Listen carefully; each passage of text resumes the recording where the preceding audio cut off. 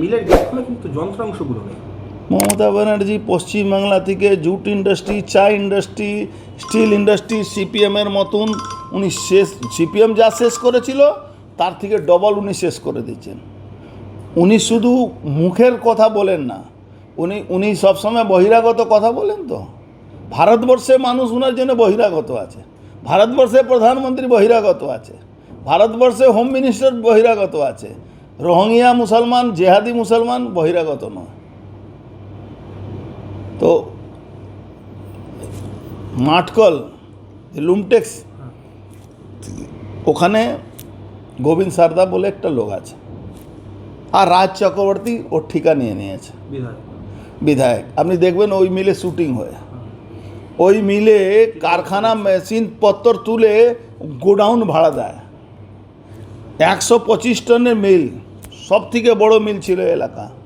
আজকে ওই মিল 20 টনও প্রোডাকশন হয় না, সর্বনাশ হয়ে গেছে ওখানে।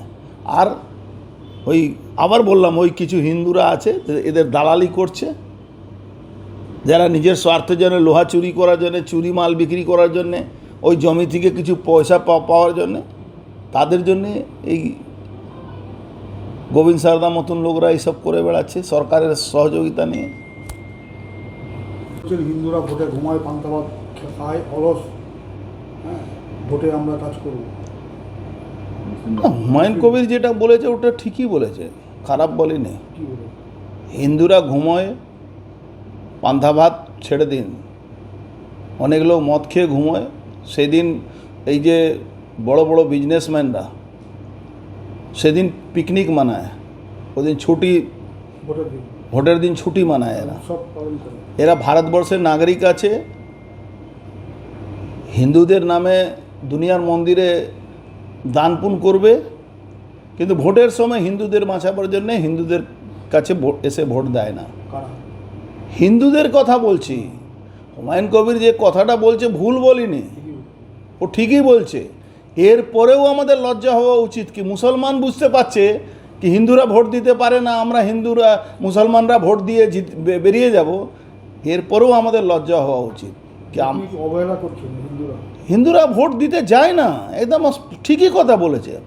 একটা পরিযায়ী শ্রমিক কাজ করছে গিয়ে গুজরাতে, আর ভোটের সময় চলে আসে এখানে, মুসলমান যে থাকবে এখানে ভোট দিতে চলে আসে, কিন্তু হিন্দুরা বাড়িতে থাকলে ভোট দিতে যায় না। এই জন্য তো ভোটের পার্সেন্টেজ কমে। ঠিক বলেছে, 65-60% ভোট হিন্দুদের এলাকায় পড়ে, আর মুসলমানদের এলাকায় 80 থেকে 85% ভোট পড়ে। হিন্দুরা যদি ভোট দিতে বাড়ি থেকে বেরোয়, তাহলে তো এমনি তৃণমূল কংগ্রেসের কোনো ভোট থাকবে না। আজকে আপনি হয়তো ভুলে গেছেন, সুভাষিস চক্রবর্তী দক্ষিণ 24 পরগনার একটা সময় ছিল সভাপতি, সে স্পষ্ট বলেছে হিন্দুদেরকে ভোট দিতে দেওয়া যাবে না।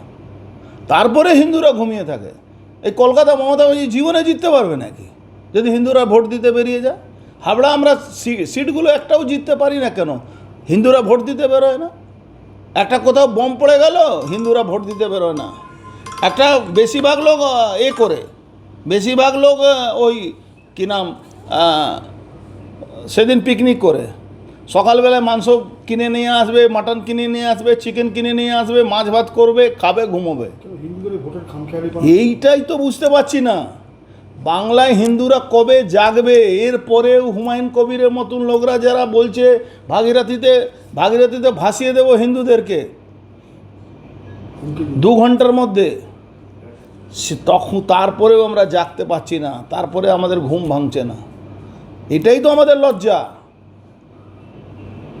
হয়তো এর কথা শুনে, হুমায়ুন কবিরের কথা শুনে কিছু হিন্দু জাগবে, কিন্তু এটা এখন তো ভোট তো পরের কথা। এখন পশ্চিমবাংলায় হিন্দু নিজেকে বুঝার দরকার আছে, নাহলে এই মমতা ব্যানার্জি হিন্দুদেরকে মুসলমান বাধ্য করে দেবে বানাতে। আমাদের যত হিন্দু সংগঠন আছে, যারা মন্দিরের সঙ্গে যুক্ত আছেন, যারা হিন্দু সংগঠনগুলো করেন, তাদেরকে এই হিন্দু ভাইদের পাশেও দাঁড়াতে হবে। হুমায়ুন কবির যেটা বলছে যে আমার খেলা হবে, সেই মলয়রায় পুরো 180 ডিগ্রি ঘুরে গিয়ে বলছে কোনো খেলা হবে না, দল যাকে ঠিক করবে সেই চেয়ারম্যান হবে, আমি তাকে হেল্প করবো। ওটা একটুখানি দিগবাজি দেবে। মলয়দের দম কত! মলয়কে তো পুলিশকে দিয়ে চমকিয়ে রিজাইন করিয়েছে। এটা তো নতুন কোনো ব্যাপার না। মমতা ব্যানার্জি দলের প্রেসিডেন্ট হলো থানার ওসি, আর এসপি হলো, সিপি হলো জেলা প্রেসিডেন্ট। তো মমতা ব্যানার্জি দলে তো এদের কোনো গুরুত্ব নেই। এখনও এরা ঘুমিয়ে আছে কেন আমি এটা বুঝতে পারিনি।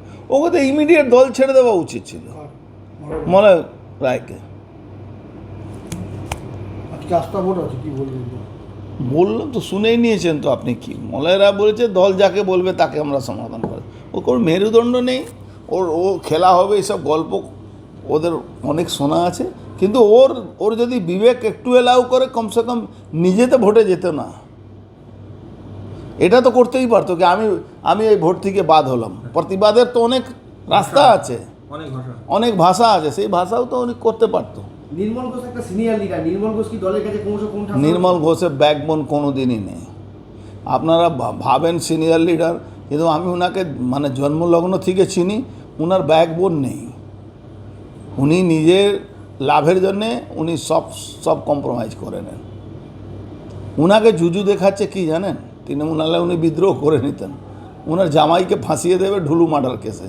এই জুজু দেখিয়ে ওনাকে চমকিয়ে রেখেছে, নাহলে উনি ঠিক বিদ্রোহ করতেন।